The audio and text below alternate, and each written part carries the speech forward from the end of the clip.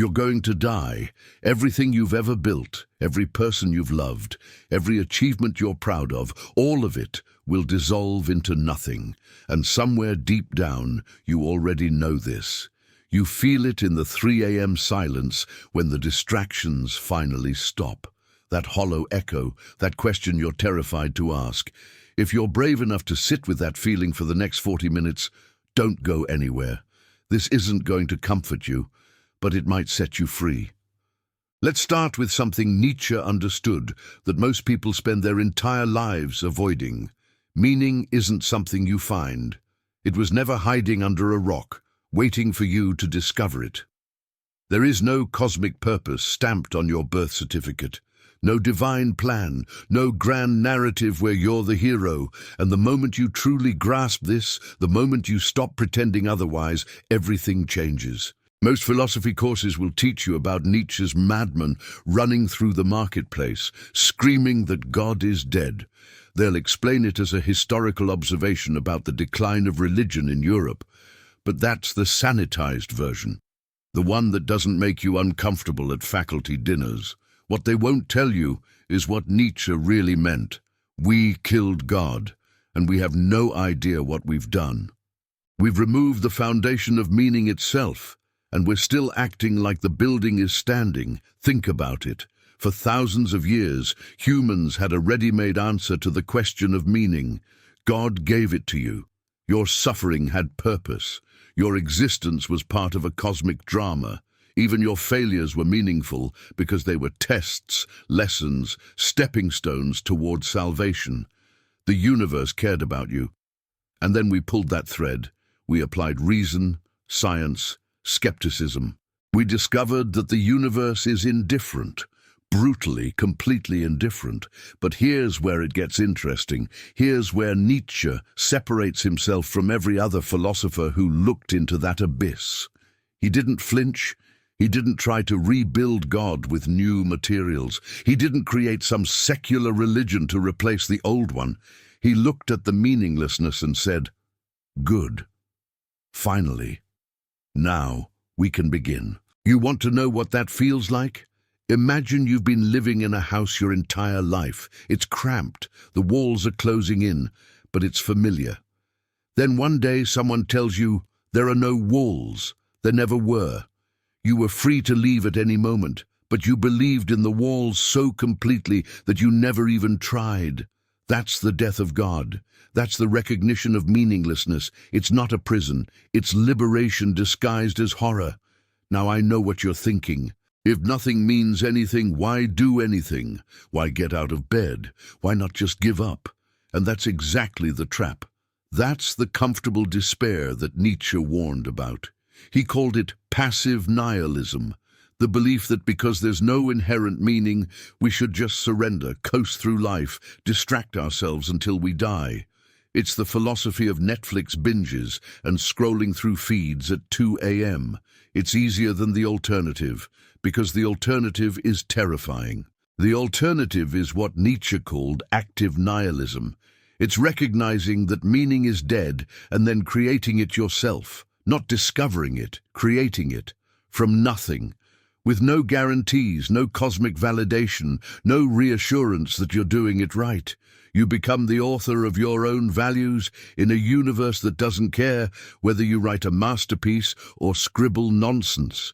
Let me put this in terms that'll actually land. You know that feeling when you're at a party and someone asks what you do, what your purpose is, what drives you, and you give them the rehearsed answer, the one that sounds good, the one that makes sense in the social script.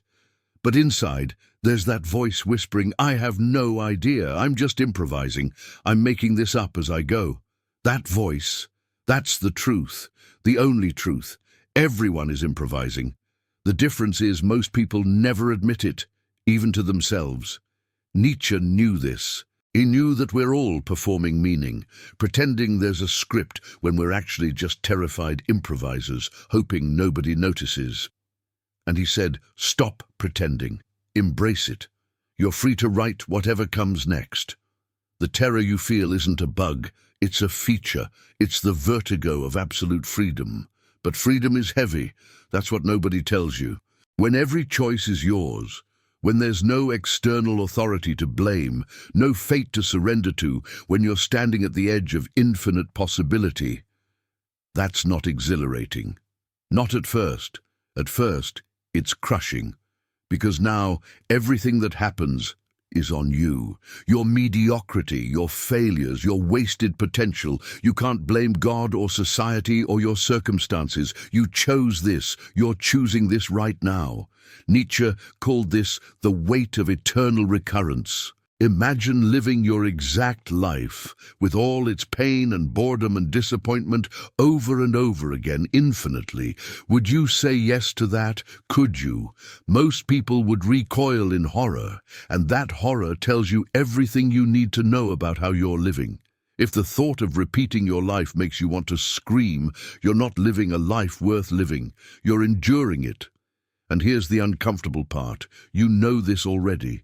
You've always known it. Every time you've chosen comfort over risk, every time you've stayed in a situation that's killing you slowly because leaving would be harder, every time you've scrolled instead of created, consumed instead of built, you've been saying no to eternal recurrence.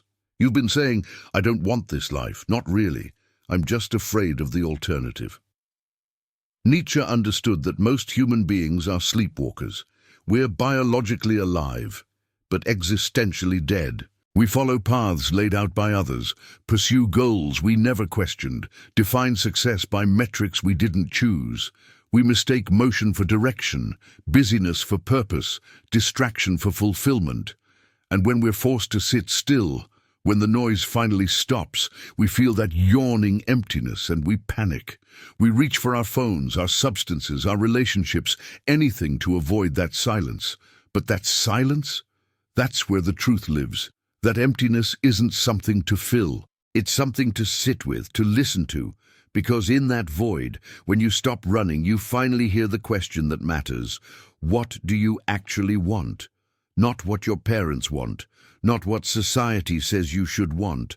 Not what would make you look good on social media. What do you want, knowing that you're going to die, knowing that none of it matters in the cosmic sense, knowing that the universe will forget you the moment you're gone? This is the test. This is the gate. Most people can't answer that question. They've spent so long outsourcing their desires to others that they don't even know what their own desires look like. They want something. They want passion to strike them like lightning. They're waiting for clarity, for calling, for some external force to tell them what they're meant to do. And Nietzsche would look at them and say, you're still waiting for God. You've just renamed him. Because meaning doesn't come to you. You don't find your purpose. You don't discover your authentic self. Those are comforting lies we tell ourselves to avoid the real work. The real work is creation. It's decision. It's saying, this matters because I say it matters. This is valuable because I've decided to value it, and I don't need anyone else's permission. Think about the last time you did something purely because it felt right to you, with no thought of approval, no consideration of outcome, no calculation of whether it would lead somewhere useful. Can you even remember? Most of us can't. We've been so thoroughly colonized by external expectations that we've forgotten what it feels like to act from pure will, from pure desire, from that place inside us that doesn't care about consequences. Nietzsche called this the will to power. And everyone misunderstands it. They think it means dominating others, accumulating wealth, climbing hierarchies. But that's just more of the same game, more external validation, more performance for an audience. The will to power is internal. It's the drive to overcome yourself, to create yourself, to become what you are, not what others want you to be. What you are, beneath all the conditioning, beneath all the fear, beneath all the stories you've told yourself about who you're supposed to be. And becoming what you are requires destruction. You can't build the new without demolishing the old. All those identities you've accumulated, all those roles you play, all those beliefs you've inherited, they have to go. That's what Nietzsche meant by revaluation of all values. You don't just tweak your belief system. You raise it to the ground and start over, from nothing, from yourself. This is why most people never do it, because it means facing the possibility that everything you've built your life on is wrong. That job you've spent 20 years climbing toward? Maybe it means nothing to you. That relationship you've invested everything in? Maybe it's keeping you small. That identity you've crafted so carefully? Maybe it's a cage. And admitting that feels like dying. Because in a way, it is. The you that you've been has to die, so the you that you could be can emerge. But we're addicted to continuity. We want to believe that we're consistent, that we're progressing, that past versions of ourselves were working toward current versions. We construct narratives where everything makes sense, where every decision was justified, where we've always been moving in the right direction. And Nietzsche would say, that's a fiction. You're not a character in a story. You're a series of moments, a collection of choices, a bundle of contradictions that you've retroactively organized into something that looks like a self. And once you see that, once you realize that the self is something you're creating in real time, not something you're discovering, everything shifts. You're not bound by who you were yesterday. You're not obligated to maintain consistency. You can change right now, this moment. You can decide that everything before this was practice, was experimentation, was necessary, but now complete. You can start over. But starting over means sitting with the meaninglessness first. You can't skip that part. You can't jump straight to the creation of new values without first experiencing the death of the old ones. You have to feel the void, really feel it. Not the Instagram-filtered version where you post about your existential crisis with a sunset in the background. The real thing. The 4 a.m. panic. The nausea when you realize you've been living someone else's life. The grief when you understand that all those years can't be recovered. This is the valley. Nietzsche knew you'd have to walk through it. He walked through it himself. And on the other side, not happiness, not peace, not some transcendent enlightenment where everything suddenly makes sense. On the other side is something rawer, something more honest. It's the ability to look at your life without flinching, to see it clearly, without illusions, without consolation, without the comforting lies we tell ourselves. And then, from that clear seeing, to choose, to build, to create. Here's what nobody tells you about Nietzsche. He wasn't a pessimist. He was the opposite. He was so in love with life, with existence, with the sheer improbable fact of being here, that he couldn't tolerate anything less than full engagement. He couldn't stand the way people sleepwalk through their lives, complaining about their suffering while refusing to change, clinging to their pain like it's an identity, wearing their wounds like badges. He saw through it all. The way we use our trauma as an excuse, the way we blame our past for our present, the way we outsource our power to circumstances, to other people, to systems we claim are oppressing us. And he said, yes, life is suffering. Yes, existence is pain. Yes, the universe is indifferent and death is coming and nothing you do will matter in the grand scheme. And that's exactly why you should live with everything you have. That's exactly why you should create something beautiful, even knowing it will be destroyed, especially knowing it will be destroyed. This is the secret at the heart of Nietzsche's philosophy, the thing that gets lost in all the academic analysis. Amor fati, love of fate, not acceptance, not resignation. Not the passive shrug of someone who's given up. Love, passionate, ferocious love for everything that is, including the pain, including the loss, including the meaninglessness, because it's yours. This life, with all its absurdity and horror and beauty, it's yours, and you'll never get another one. So what are you doing with it? Seriously, what are you actually doing? Are you living or are you waiting to live? Are you creating or are you consuming? Are you choosing or are you drifting? Because here's the thing that Nietzsche understood that most people don't. Time is not on your side. You think you have decades, but you have moments. You have right now, this moment, and it's already passing. Every day, you don't do the thing you know you should do. You're voting for the life you don't want. Every time you choose comfort over growth, you're choosing stagnation. Every time you silence that voice inside you that's screaming for something more, you're killing a part of yourself. And the tragedy isn't that you'll die someday. The tragedy is that you're dying right now, slowly, imperceptibly, one compromise at a time. Nietzsche saw people doing this everywhere. He saw them building elaborate philosophical systems to justify their cowardice. He saw them hiding behind morality, behind duty, behind what's practical and responsible.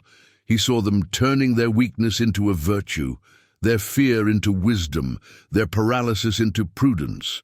And he called it what it was, slave morality, the morality of people who are too afraid to claim their own power, so they convince themselves that powerlessness is noble. But you're not powerless. You've never been powerless. You're just comfortable. And comfort is the most insidious trap there is. It doesn't feel like a trap. It feels like safety, like wisdom, like maturity. It feels like you're being reasonable, practical, realistic. But under all that rationalization is just fear. Fear of failure, fear of judgment, fear of discovering that you're not who you thought you were, fear of the void. The void is always there. You can spend your whole life avoiding it, surrounding yourself with noise and people and achievement and status, building walls of distraction higher and higher, but it's still there, in the quiet moments, in the spaces between. And the walls you build to keep it out are the same walls that keep you in. You're not protecting yourself from meaninglessness. You're protecting yourself from freedom, and freedom is what Nietzsche was offering. Not the political kind, not the shallow choice between option A and option B. Real freedom, the freedom that comes from realizing that you're not bound by anything except your own will. That morality is something humans invented, not something handed down from on high. That your identity is fluid, not fixed. That you can reinvent yourself at any moment as radically as you want, and the only thing stopping you is you. But that freedom comes with a price. The price is responsibility. Total, absolute, crushing responsibility. You can't blame anyone else anymore. You can't say you're a victim of circumstances or society or your past. You chose this. Every day, every moment, you're choosing. Even choosing not to choose is a choice. Even surrendering is a decision. And once you see that, once you really internalize it, you can't unsee it. This is what Nietzsche meant when he talked about the Übermensch, the overman, the person who has overcome themselves. It's not some superhuman ideal. It's not about being better than others. It's about being better than you were. It's about constant self-overcoming, constant creation, constant destruction and rebirth. It's about living so fully, so intensely, so authentically, that you'd say yes to living it all again exactly as it was, forever. Can you say that, right now, about the life you're living? Can you say yes to eternal recurrence? If you can't, what are you waiting for? Permission? Clarity? The perfect moment? Those are illusions. There is no perfect moment. There's only now, and now, and now. A string of present moments that you're either inhabiting fully or avoiding completely. Most people are avoiding. They're living in the past, replaying their regrets, or they're living in the future, fantasizing about who they'll be when circumstances finally align. But the present, the only moment that actually exists, they're not there. They're anywhere but there. Because the present demands something the past and future don't: action, decision, commitment. The present asks, what will you do right now, knowing that it matters and doesn't matter, knowing that it's everything and nothing, knowing that you're free? And that question is unbearable for most people, so they avoid it. They defer it. They tell themselves they'll figure it out later, when they have more information, more resources, more time. But later never comes. There's always another reason to wait, another excuse to delay, another fear to appease. And meanwhile, life is happening. Real life, the only life you get, is flowing past you while you stand on the shore, waiting for the right moment to jump in. Nietzsche jumped in, fully clothed, not knowing how to swim, into the deepest water. He thought his way into madness because he refused to stop at comfortable answers. He kept pushing, kept questioning, kept tearing down every certainty until there was nothing left but raw existence. And from that nothing he built something. Not a system, not a doctrine, not a set of rules for others to follow. Just a life, a real, honest, uncompromising life. And what he found there, in that radical honesty, was that meaning isn't the opposite of meaninglessness. They're not two different states. Meaning is what you make in the face of meaninglessness. It's the choice to create, to value, to affirm, even knowing that it's all temporary, all arbitrary, all ultimately futile. The meaninglessness isn't the problem. The meaninglessness is the canvas, and you're the artist. But most people never pick up the brush. They stand in front of the blank canvas their whole lives, overwhelmed by the infinite possibilities, paralyzed by the lack of instruction. They want someone to tell them what to paint. They want a teacher, a guide, a proven method. They want to know it'll turn out well before they start. And so they never start. They just stand there, staring at the blankness, waiting for it to fill itself in. And here's the brutal truth: it won't. The canvas will stay blank. Your life will stay empty, not because you're incapable or unworthy or cursed, but because you're waiting. You're waiting for meaning to arrive instead of creating it. You're waiting to feel ready instead of starting afraid. You're waiting for certainty in a universe that offers none. Nietzsche would tell you to start now. Messy, imperfect, terrified. Start anyway. Paint something. Anything, even if it's ugly, even if it's wrong, even if you'll want to destroy it tomorrow. Because the act of creating is what matters. The act of choosing is what matters. The act of saying yes to your own will, your own vision, your own existence, that's what transforms meaninglessness into meaning. And it won't be easy. Nietzsche never promised easy. He promised real. He promised that if you have the courage to face the void, to sit with the discomfort, to create your own values in a valueless universe, you'll find something that all the comfort and security and external validation in the world can't give you. Yourself. Your actual self. Not the performance, not the persona, not the carefully curated version you show the world. The raw, unfiltered, terrifying and beautiful truth of who you are. But that requires letting go of who you think you should be. It requires disappointing people. It requires being misunderstood. It requires standing alone sometimes, maybe most of the time, because the path you're creating is yours alone. Nobody else can walk it with you.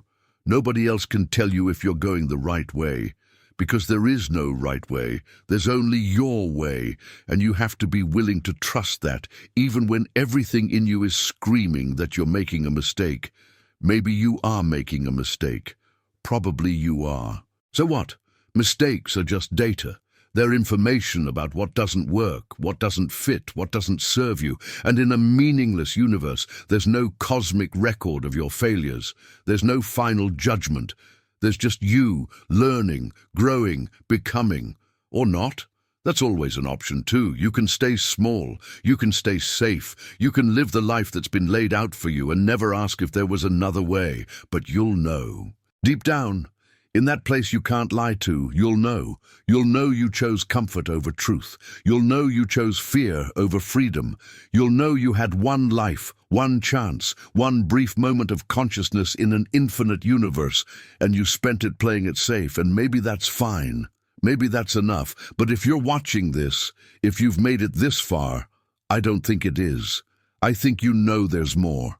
I think you feel it. That feeling, That restlessness, that sense that you're meant for something else, that's not a sign that something's wrong with you. It's a sign that something's right with you. It's your will to power, trying to express itself, trying to push you toward growth, toward creation, toward becoming. And you can suppress it, medicate it, distract yourself from it. But it won't go away. It'll just get quieter until one day you wake up and realize you can barely hear it anymore. And that's when you know you've lost. Nietzsche was fighting against that loss, not just for himself, but for anyone who would listen. He was screaming into the void, trying to wake people up before it was too late. Before they'd invested so much in their comfortable lives that change became impossible. Before the weight of their own inertia crushed them. Before they forgot they were even capable of something more. And his message is still relevant. Maybe more relevant now than ever. Because we've gotten so good at distraction, so sophisticated in our avoidance. We have infinite entertainment, infinite escape, infinite ways to numb ourselves to the questions that matter. We can go our entire lives without ever sitting in silence, without ever facing ourselves, without ever asking what we actually want from this brief, improbable existence. But the questions don't go away. They just burrow deeper, and eventually they erupt. Midlife crisis, existential breakdown, whatever you want to call it. That moment when all the bullshit you've been telling yourself finally collapses and you're left staring at the raw truth. You've been living someone else's life, and you can't get those years back. They're gone, and you can either spend your remaining years continuing the charade, or you can burn it all down and start over. Most people don't start over. The stakes feel too high. The investment is too deep. They've built careers, families, identities around this version of themselves.